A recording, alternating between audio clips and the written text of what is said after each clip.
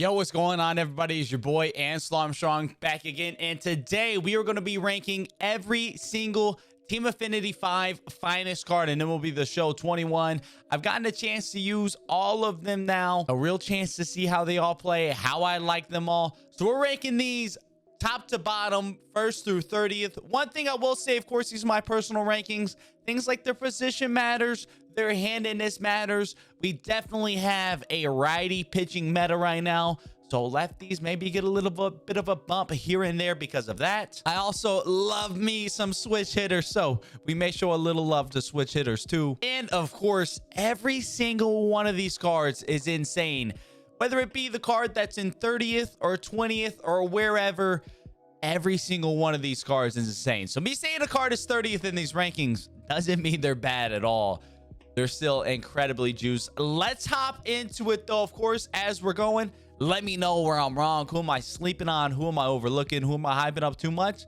Let me know your favorites down in the comment section below. Let's go ahead. Let's hop into it. First guy here, as a Rangers fan, it kind of sucks, but it is going to be Nate Lowe. He's got some reverse splits going on with his contact versus left. Does have the secondary third base position, but as a first baseman, really having a 103, 102 versus righties, it just doesn't get the job done at the end of the day. 114, 101 versus lefties. It's not bad, but it's not great. 84 fielding doesn't really matter too much at first base either. And then the 62 speed, not really doing anything crazy. Certainly not bad by any stretch of the matter, but as a Rangers fan, really wishing Nate would have been a little bit better. Keeping it here at the first base position, you'll notice maybe a lot of first basemen here at the gate. There's just so many good first basemen in the game.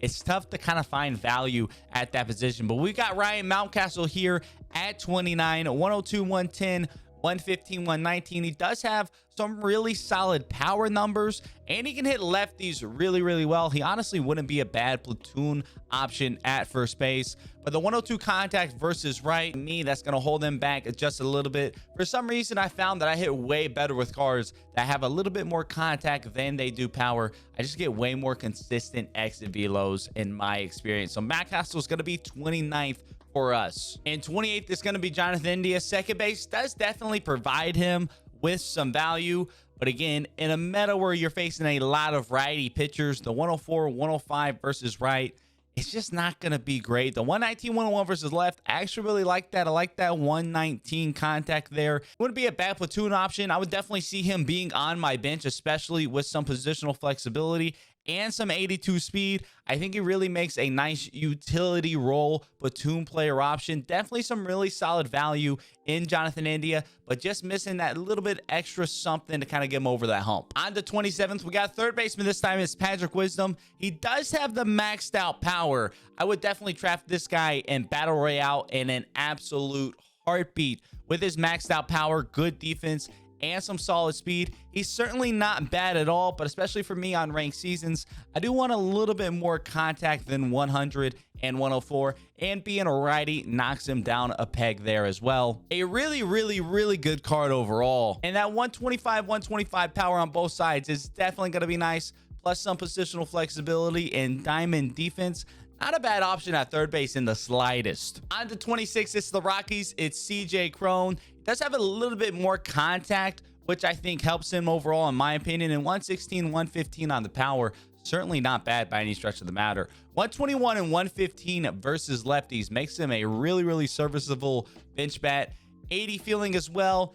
Not really going to be an issue at first base. The 39 speed does hurt him a little bit. I do like a little bit more speed on my side of things. Certainly not a bad option at all, especially if you could platoon him at first base with a Luke Gehrig or somebody of that nature. Maybe some of these other finest cards we'll be talking about here in a little bit. On to 25, it's JD Martinez. Really solid hitting stats across the board with 114 and 115 contact, and then 111, 108 power. JD Martinez also a swing that I always hit really well with. His live series is always a guy I go to early on whenever I can in Battle Royale. And honestly, the 77 fielding, you can hide that in left field. Obviously not great, not ideal, not exactly what we're looking for, but it's enough to hide there, and his bat can certainly make up for it. It's kind of a archetype that plays really well for me and JD Martinez. So he's going to come in here at 25 for us. At 24, I know the stats don't jump off the page. Daggum, I love me some switch hitters. So Candelario is going to come in here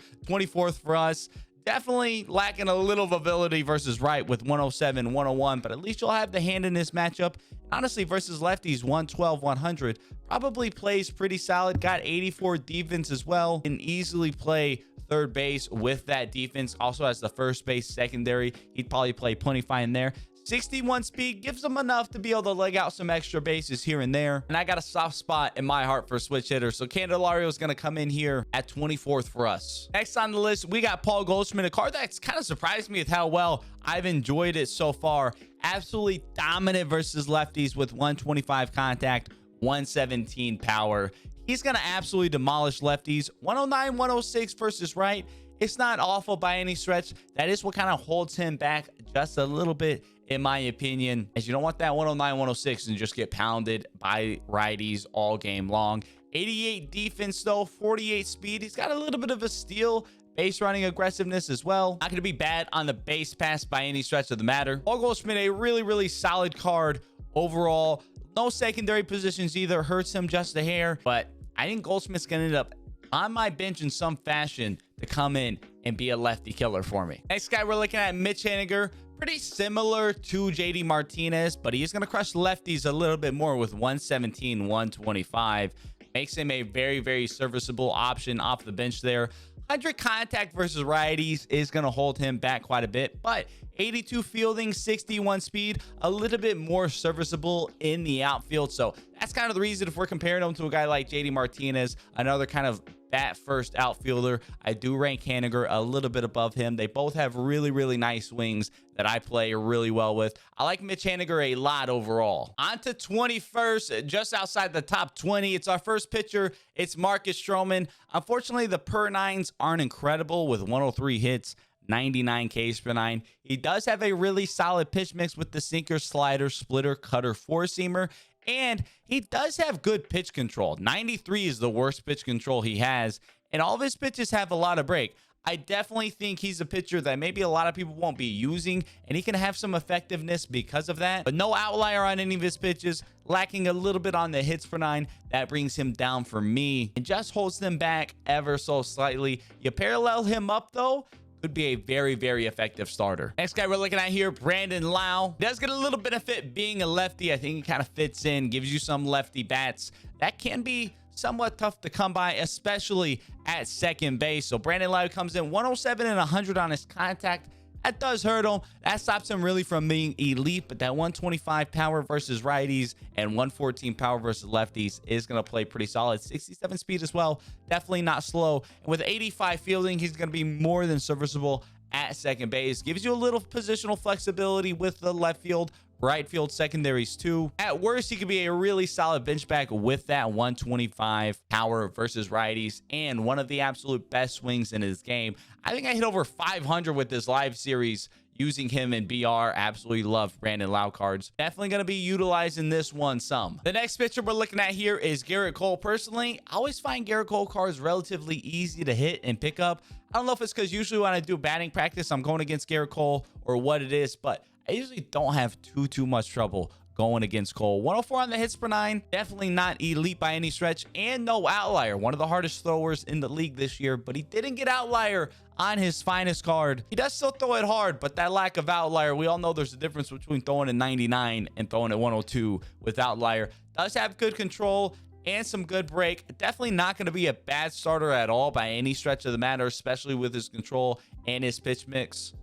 But I think the lacking a little bit on the hits per nine and no outlier keeps him from being kind of one of the top tier pitchers in these finest drop. Next card we're going to be looking at, it's Max Muncy. I love Max Muncy cards. They are always one of my favorites. Something about his swing, the ball just flies off the bat for me. You look at his hitting attributes of 121 and 125 power. Gonna absolutely dominate. The 101 contact right is a little rough. I think that holds him back, if anything. The reverse splits, I generally don't love reverse splits as I don't hit lefty that great anyway, but he does have some reverse splits, not as dominant versus righties. He is going to come in with 95 fielding though, so certainly going to be able to play second base, third base, possibly with that arm, may hold him back, but can definitely play second base, and that adds a lot of value to a guy like Muncy. Also a left-handed hitter, sweet swing, lots of exit velos he generates in my experience using Muncy. 60 speed as well, certainly not slow. Really solid card this Max Muncy is. The next guy we're looking at here is Frankie Montas. I still really wanted this to be Chris Bassick's. We could have gotten that nasty sinker cutter, but they did give Frankie Montas a sinker, which I wasn't expecting. And not only that, it is an outlier sinker, so it's gonna play pretty well, especially with 104 hits per 9. Not elite by any stretch of the matter. It at least allows you to get up to 108 if you parallel him up, as I already have him paralleled up 1 here. You look at his control, 95 control on the sinker with 99 on the fastball. 82 break on the sinker, maybe holds him back a little bit. I definitely don't think Frankie Montas is bad. He does have some good speed differentials. If you can throw that splitter with pinpoint without any issues, it can be a very deadly pitch, especially coming in at 87 compared to his outlier sinker. That could be a really nasty combo for a guy like Montas. That kind of settles him in here to our mid-level of pitchers from the finest. The next guy we're looking at is Freddie Freeman. We all remember his finest card last year. They really hurt him on the contact and power versus left. This year, 108 and 107. That's going to play versus lefties, but more importantly than that, 123 contact right, 114 power right. Freddie Freeman may end up being one of, if not the best first baseman in the game, especially again with this righty pitching meta that we are running into. Freddie Freeman is going to absolutely dominate righties. He's going to be perfectly fine defensively there, and 56 speed. He's going to leg out a couple more bases here and there. Freddie Freeman, far and away one of the best position players in this drop. Only reason he's not any higher is because there are a ton of options at first base. You got your Vlad Juniors, you got your Lou Gehrig's, lots of options at first. Freddie's definitely up there as one of the best ones, though. On to our top 15. It is Sal Perez. Sal Perez's finest last year was one of my favorite catchers in the game. He was a catcher for me for a large portion of the in-game life cycle. Sal Perez, really great card. They did him well this year as well. 105 and 120 on the contacts and 119, 125 on the power. He will struggle a little bit versus righties, but I've seen a lot of people, one of the most popular catcher solutions this year has been using Schwarber and platooning him with All-Star Game Salvi. Now you can just upgrade your Salvi that you're platooning with Kyle Schwarber, and you can have a dominant two-headed catcher duo that's gonna be elite against both righties and lefties. I really like that option, and for that value that Sal Perez provides there, he's gonna crack just into our top 15. On the 14th here is Brandon Crawford. He's gonna be a guy who's gonna do really well against righties. 123, 110 versus righties. The 105, 108 versus lefties, not great by any stretch of the matter, but on top of that, he has 99 fielding. He is going to be maxed out fielding at short and will still be a diamond fielder at second and third base. So Brandon Crawford going to be an elite defensive option for you and be able to crush right-handed pitching on top of that with a very smooth swing. Brandon Crawford is an incredible player for the Giants' finest. Easily one of the best players we got in this program. As you're going to be seeing a lot of Brandon Crawford, maybe not at shortstop with one of the other players we have coming up in a little bit, but I imagine Brandon Crawford going to be a very popular player. On to the Blue Jays. We got ourselves a more juiced version of Marcus Semien. I was really hoping that would be something we got. 108 to 105 on the contact. Lacks a little bit there, but the power numbers are no joke at all. 123 and 112. He can play second, third, and short. He has 92 fielding to go along with that. So he's definitely going to be able to play at any of his positions with 84 speed as well. You parallel him up, that'll get up to 89. That is going to be very valuable. A guy that can hit and add speed and defense to your lineup. Really close to being a true 5-tool player in Marcus Semien. He adds a ton of value. Definitely one of the best cards in Team Affinity Season 5. Y'all know I love my switch hitters. You know Jorge Polanco had to be up near the top. He's going to be our 12th best finest for us. Look at this Polanco. He's beautiful. 107, 113 on the contact. Not bad on either side there with 118 power right, 110 on the power left. 81 fielding. That's going to be enough to play second base for sure.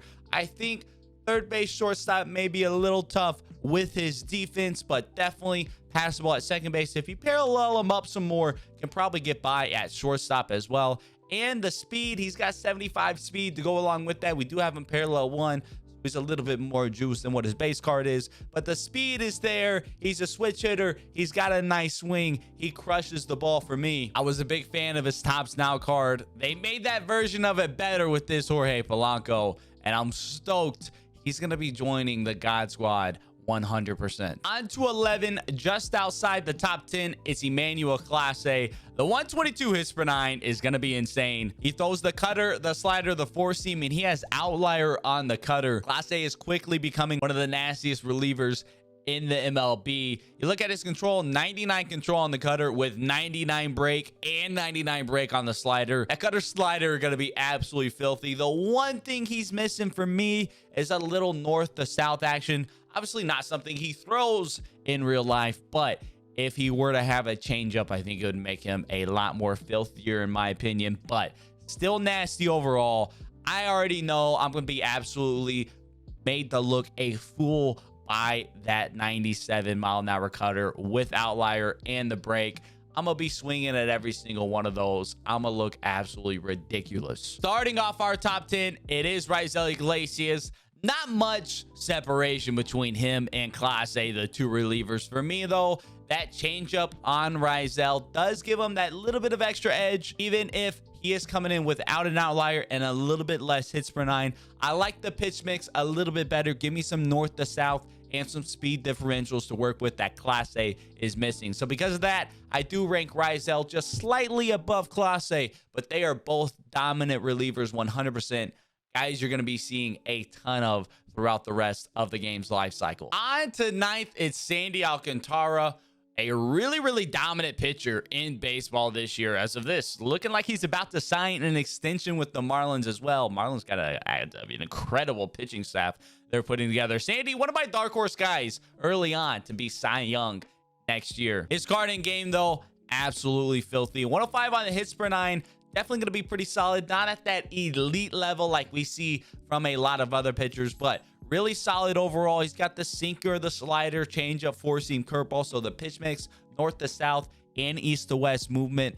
Not to mention 99 control on the sinker. Almost maxed out control on every pitch. Almost maxed out break on every pitch. And he has outlier on that sinker. So the outlier sinker, and then you mix in the curveball coming in at 84, the changeup up into the mid to high 80s. Lots of speed differential there. Andy is going to be a filthy pitcher. That outlier sinker, better get used to that because there are a couple of those in this drop. We're going to be seeing a lot of outlier sinkers and outlier fastballs for the rest of this game. We're going to have to learn how to hit them one way or another. On to number 8 is Juan Soto. This top 10 was so hard to lock down. There's so many good cards. I mean, look at this Juan Soto. He's incredible. 125, 115, 117, 111. More importantly, 125 and 117 versus righties. That is absolutely wild. Juan Soto is incredible. He's got 88 fielding as well. Easily going to be able to play in right field. And honestly, you parallel him up a little bit, he could probably lock down center. A little too slow, in my opinion, to do that, but could maybe get the job done there in a pinch. Juan Soto, though, absolutely incredible card. His finest last year was one of the best. I think they made him better with this one. I believe between his live series and his home run derby card, I was hitting like 450, 500 with each of those. Something about Juan Soto cards I'm always nasty with. This Soto is going to be making my lineup. I'm going to be using him a lot, 100% guaranteed. He's going to be extremely filthy. Now the next one, on to 7. Yoan Moncada. You maybe look at him and you're seeing Moncada? 107, 108, 101, 101. No. Use him. Use him. Moncada, one of the most glitchiest cards in the game. His live series is glitchy. The Future Star Classic is glitchy. This Finest is glitchy. Something about him. I don't know what it is. It's not just me. A lot of people. Something about him. Moncada just crushes the ball. It doesn't really matter. If he makes contact with it, he's going to crush it. He does not have 101 power to both sides. That's a lie. It's at least 110, 115. Moncada is insane. Easily one of the best cards in this Finest drop. If you haven't gotten a chance to use him, throw him on your squad and you're going to be blown away how much he just absolutely demolishes the ball. 88 on the fielding as well, with the third base, first base, second base, secondary. Gonna be able to play any of those positions really easily. 72 speed gives him a little ability on the base pass to get those extra bases here and there, go second to home, things like that. MONCADA, absolutely filthy. I was so stoked that they gave MONCADA hit the finest card. I think one of the most underrated players in baseball this year, probably the best player on the White Sox this season. Nobody really gave him that attention, hyped him up to that degree. MONCADA, still young, just 25, rounding into kind of the form of a baseball player we thought he would be whenever the White Sox traded Chris Sale for him. Huge fan of him. Bigger fan of his card in game. Coming in at 6, be ready to see a lot of Corbin Burnes. I will say one thing about him, facing him a little bit, talking to some other people as well. It does seem like his pitches are a little flat. I've heard a lot of people being able to pick him up relatively easily, at least compared to some other pitchers. But even through that, he's going to be an extremely nasty card. He is an extremely nasty card. 114 on the hits per 9. You parallel them up, that's going to be at an elite level. Same with the Ks per 9 as well. The cutter, sinker, curveball, changeup, slider combo. I love that pitch mix, north to south and east to west. He's got the outlier on the sinker too, so that one's going to be pumping by you. Timing up that sinker with outlier and then the cutter at like 95, 96. That is going to be almost impossible for me. He doesn't have the four-seamer, and I do really like pitchers who have that four-seamer just to be able to mix that in here and there, have that consistent pitch. But really good control, 99 on the cutter and the curveball.